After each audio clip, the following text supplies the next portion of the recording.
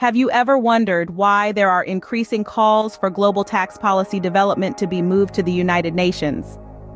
Is it a fresh concept or has it been brewing for a while? To start off, let's understand who currently holds the reins of global tax policy development.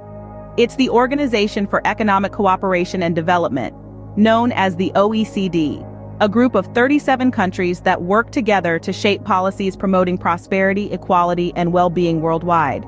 However, the OECD's role in tax policy development has been met with some criticism. Critics argue that it represents a limited number of countries and therefore cannot adequately address global tax issues.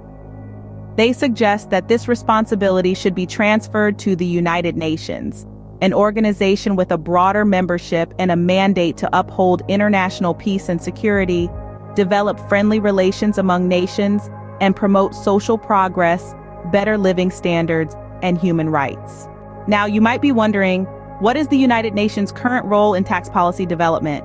Well, it's fairly limited.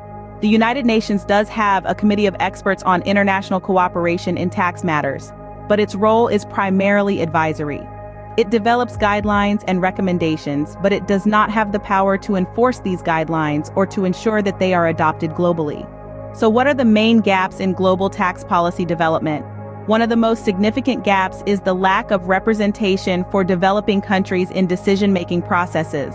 Many of these countries feel that their interests are not adequately represented in the current system. There is also a lack of global consensus on many tax issues, particularly those related to digital taxation and the taxation of multinational corporations. Why would the United Nations be well-placed to take over global tax policy development? The United Nations is a universal organization with a broad membership. It has a long history of facilitating international cooperation, and it has mechanisms in place to ensure that all countries, regardless of their size or economic strength, have a voice in decision-making processes. As for who is currently voting for and against this idea, it's a mixed bag. Many developing countries are in favor of the move, arguing that it would give them a greater say in decision-making processes.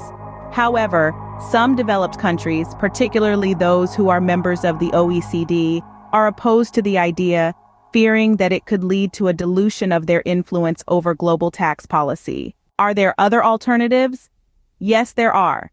Some suggest that instead of transferring responsibility to the United Nations, a new, more inclusive international tax organization should be created. Others argue for reforms within the OECD to ensure better representation for developing countries. In conclusion, the question of who should be responsible for global tax policy development is a complex one, with many different perspectives and interests at play. While there are strong arguments for moving this responsibility to the United Nations, there are also valid concerns and alternatives to consider. As the world becomes increasingly interconnected, finding a solution that is fair and effective for all countries will be more important than ever.